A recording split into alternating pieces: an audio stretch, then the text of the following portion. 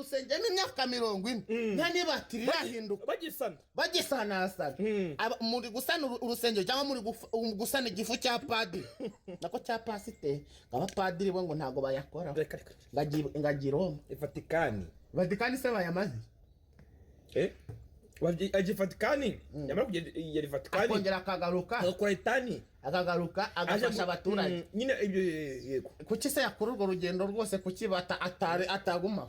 nyine ipapa ni ubigira ariko reka nkubwira wenda sindi kuvuga abakatolike ntimundakanye nga amafaranga araza akava ku rusengero rwa hano i Kigali nga akajya Vatikani nga azongera azafasha umunyafurika iri hano baba wayi urwo rugendo rwose oya nyine iyo bavuga ngo ageze Vatikani ntaga avuga ngo amafaranga bayisoyoherezayo arayoherezwa nyine kugira ngo ajye gufasha imirimo y'Vatikani nayo haba ari indi mirimo ariko n'ubusanzwe aha inaha hari byinshi no insengero ntizivugururwa ana amafaranga ayivi Vatikani ariko buriya mu Katolika babera mwiza wibuke yuko icyo bita Caritas urayizi ndayizi Caritas ari imiryango myinshi cyane muri Caritas bafasha binyuze muri Kiliziya Gatolika niyo igira Caritas muri Kiliziya mufasha aba Caritas naga Caritas ni umuryango witwa Caritas naga aba Caritas ni nyine abantu Caritas abarimo n'aba Caritas uko umuntu uri muri Croix Rouge tubwita abari muri Croix Rouge tubita Croix Rouge abari muri Scout twabita aba Scout abantu bari muri Caritas saba Caritas abaheze abantu nyine Kiliziya ifasha bo muri Caritas saba Caritas ne aba Caritas aba Caritas nese uravuga ngo naba Scout uravuga ngo naba Scout hari buri cyo onera yuko abantu Caritas ifasha naba Caritas nkuko hari abantu Croix Rouge ifasha cyangwa bari muri Croix Rouge hari aba Croix Rouge kushita shako makuru mu Caritas urakoze cyane mu Caritas urumva girafasha iragufasha so mu Gatolika singe iyo Caritas iramfasha Caritas ze ko numvishe ngo nakorekana wo kubivugaho kitaka kwiteranya na Kiliziya ni inshuti yanjye urumva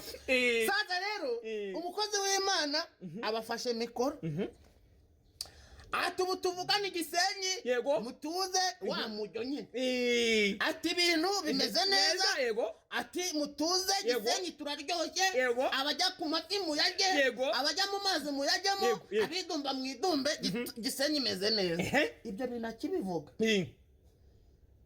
amasasa barakubise mbona ni nk'Imana izi ngibaje kora ka geste ibanze kora imana ibintu yagiye matari mbere yuko ati mu bwako ibyo bintu atari ibye ahubwo Imana igukebura kirikare imwega katari arangira ati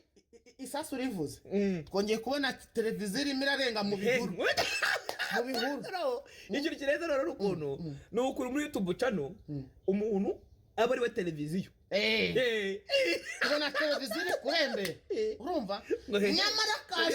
nyamara kasha kabuhariwe Scovi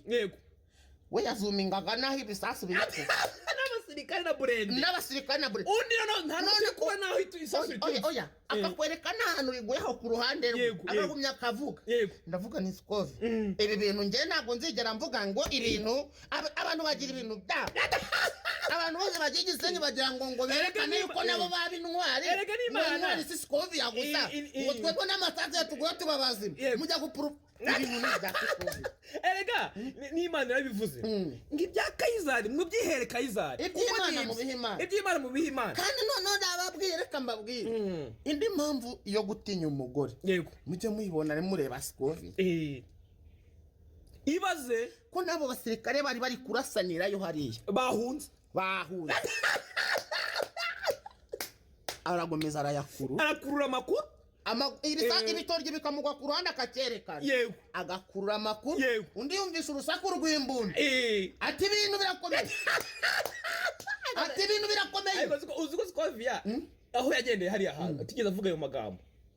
iyo ko ibintu bikomeye ahuruza ese we ko yigereye we mu kizuri hano akabasi abaga warakubwira ngo njye nakoze urugendo rw'amasaha 3 n'igice ntaza honge ayo makuru nayareka nayareka imodoka ifuye utazi telefone ubwo bukifite oya ngo kandi ngo n'amanetwork ngapfa ngo arahantu batari hatari amazi urumva network azihari ugiye gukura amakuru ngo kubwira abanyarwanda ugiye mu vexo ushwi urumva umutima ukomeye hari ababishoboye nyine twari turi kuvuga